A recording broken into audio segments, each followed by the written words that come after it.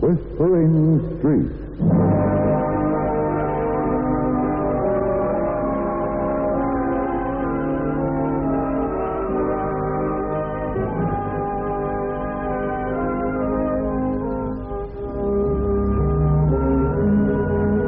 And here is Betty Davis.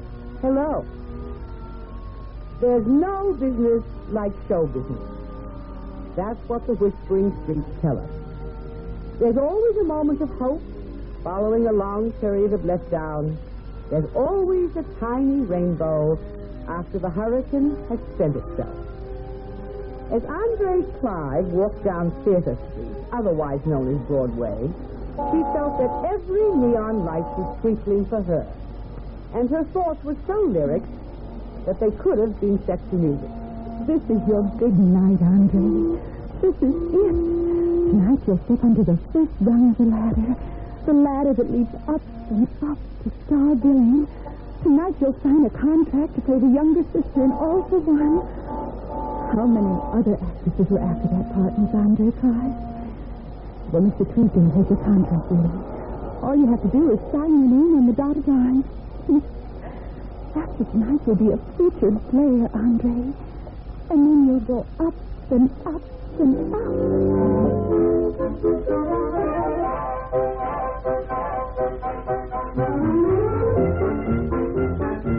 Andre turned the corner. She walked a couple of steps east of Broadway. She crossed the hotel lobby. She told the elevator operator to take her to the penthouse. She whizzed up and up and up. She knocked on a door, and Mickey Truesdale, producer, opened the door. Somehow Andre hadn't expected him to open the door. She'd expected a butler or a secretary or an assistant or... Well, she didn't quite know what she'd expected. Mickey was very splendid, very theatrical, in a handsome dark blue dressing gown with a bright Liberty silk scarf knotted at his throat. Well, if it isn't Andre Clive. In person. Come in, Andre. Well, you're on the dot, my dear. Oh, you bet I'm on the dot, Mr. Truesdale. Do you think I'd be a split second late tonight of all night? I like the way you said tonight of all night. You're looking radiant, my dear. Oh, that's how I'm feeling. My brain's full of lighted Roman candles. There are skyrockets in my heart. I can't believe it is all happening, Mr. Truesdale. This is a lovely apartment. And what a view. The view has improved since you came into the room. Improved materially? Well, I think. Sit down, my dear. I'll mix us a couple of drinks. I'll sit down, but... Well, I don't know. Well, now, who's kidding who? I met you at a cocktail party, and you had a tall glass in your hand when I met you. It was a tall glass full of ginger ale. If I hadn't gone to the party, I'd never have met you. You'd never have told me about the second lead in All for One. I wouldn't be here tonight. How I do run on. I adore your enthusiasm. There's so little of it left these days. You were different from the others at the cocktail party, even though the tall glass misled me. You were fresh. Fresh? Well, no. I don't mean that way. I mean, I saw a new face, a sweet face. Sweetness is a strange commodity to find at a Broadway cocktail party. Have you done anything, my dear, worth mentioning? Well, I was in summer stock in the Berkshires last year on St. Helens News. I came to New York when the stock company closed. I've had a couple of walk-on parts during the winter and a couple of shows that didn't last. This spring, I did some modeling to make both ends meet. The usual story. Go on. Well, I was cast for a really nice part in that Furman review, but Mr. Furman had a need. Uh-huh. I'm a lucky girl, Mr. Truesdale. I realize that. I've been in New York just 10 months, and you've promised me the second lead in a play that's a surefire hit. Well, if you can read the lines, it's yours. Oh, I can read them. I'll read them beautifully. Give me the script right now, Mr. Truesdale. And no. Suppose you give me a kiss first.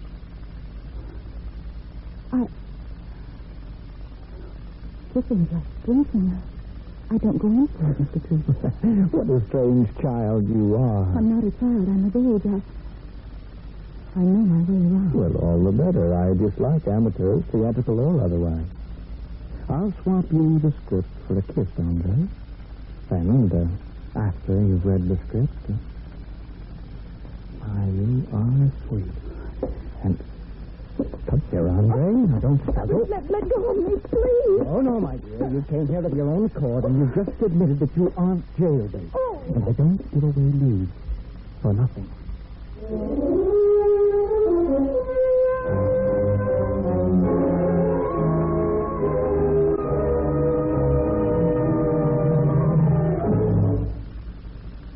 In just a moment, Betty Davis will be back again. But first... For the future and help your country too. When you step up and join the payroll savings plan. So always remember, it's a proud way to save. Take stock in America by U.S. Savings Fund. You work hard for your money, and you help make money for somebody else. But what about yourself? Join the payroll savings plan for the automatic purchase of United States savings bonds and pay yourself first. Bonds now offer an interest bonus to make your hard-earned dollars work even harder for you. Sign up for the payroll savings plan today. So always remember, it's a proud way to save. Take stock in America by U.S. Savings Fund.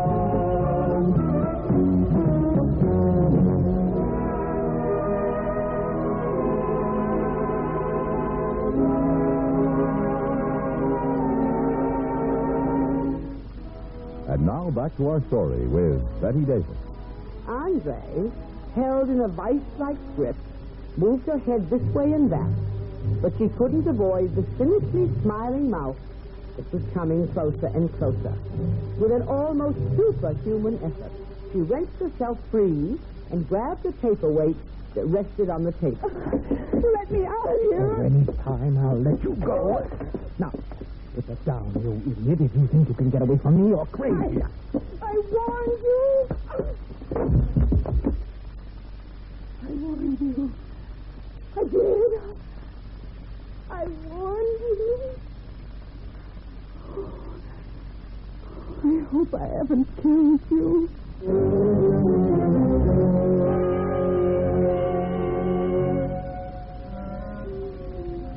The white-faced girl, the heavy silver paperweight in her hand, dropped to her knees beside the spot where Mickey Truesdale had fallen. She felt desperately for a pulse. She couldn't detect even the faintest flicker. And then, driven by fear, she was tiptoeing out of the apartment and down the corridor for the elevator. When she reached the lobby, she stepped into a phone booth and closed the door and lifted the receiver from its hook and dialed. Operator, will you tell the police that there's a dead man in the penthouse suite of this hotel? I've got to get away. But where will I go? What will I do?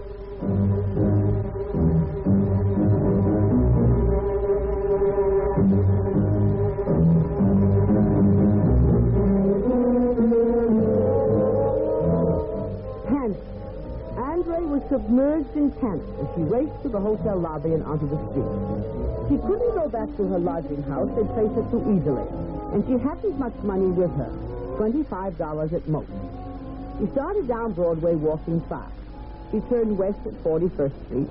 She reached 8th Avenue and entered the bus terminal and bought a ticket, hit or miss, and slid into a seat beside a plump, peroxided woman. As she rattled out of the terminal, the woman spoke. You almost missed the bus. I always allow myself plenty of time. I usually allow myself plenty of time. But a phone call delayed me. How far are you going? Quite a way. What place? Jacksonville, in Pennsylvania. Oh, it's a queer coincidence. I'm going there myself. Oh, that place is fierce. I call it Drip Town on the Drain. Do you? But beggars can't be choosers, and there's jobs for everybody in the mill. You looking for a job, too? Yes, am. Once every month I come to New York for a breather. Working in a factory, everybody's identical. Can't tell one from the other. I get the feeling that my features have all run together. That I'm sort of, well, like one biscuit in a pan full of biscuits. Everybody's identical. Your features run together. One biscuit in a pan full of biscuits. All the same. All another. I see what you mean. I'm Edith Slade. What's your name? Anne. Anne Carson. You remember, same as mine. One piece of candy? Oh, no, thank you. I hardly ever eat candy. You could. You don't have to worry about your figure. Your kind of figure goes with models and actresses. And your workers, too. Just an average figure. Just like everybody else.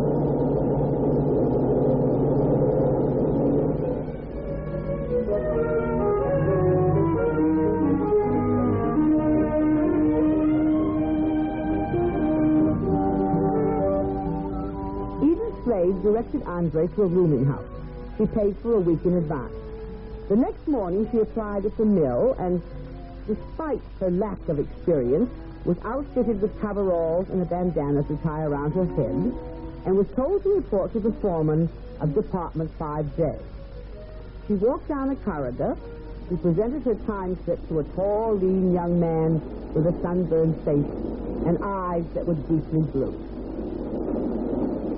Oh, gosh, another amateur. Don't say amateur. And what else are you? Refugee from the social register? No. You ever worked before? Yes? In a factory, I mean? No. Well, I'll try to go easy on you, sister. You look scared to death, but there's nothing to be scared about. We're not that bad. Your name's Anne Carson? Yes. I'm Cliff Hammond. If you get in any jams, you just call on me. Thanks, Mr. Hammond. I will. Well, skip the Mr. Hammond. His first name's here. You're Anne, I'm Cliff.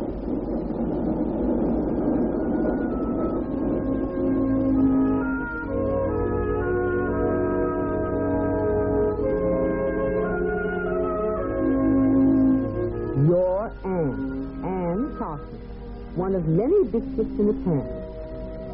Andre blessed the fact that had made her choose a seat next to Edith Slade.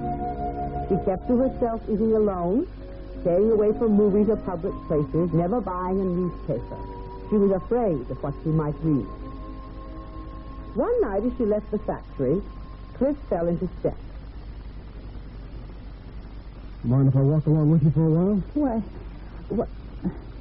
I'm only going a little way, Cliff. That's too bad. I wish it was a long way. So, what do you do with yourself nights? Read and sleep. It's not much of a life for a girl like you, Anne. It's the only life I want. Meaning there's no room in it for a guy like me? I'm afraid so. What's biting you anyway, Anne?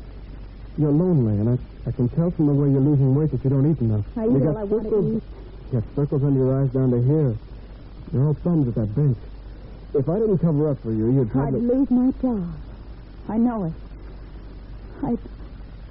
I suppose I owe you something because you've held my job for me. Yes? Oh, you poor kid. Some loss has really hurt you, I guess. Oh, dear son. I didn't mean to make you cry. You shouldn't have been sympathetic. That's what I did. Look, there's a little park just a block from here. I bet you've never even seen it. It's kind of black with soot from the mill, but well, it has grass and trees and benches. You can just sit on a bench and you have your cry out and maybe tell me your troubles when you're finished. You wouldn't be interested in my troubles. And even if you were, I'd keep them to myself.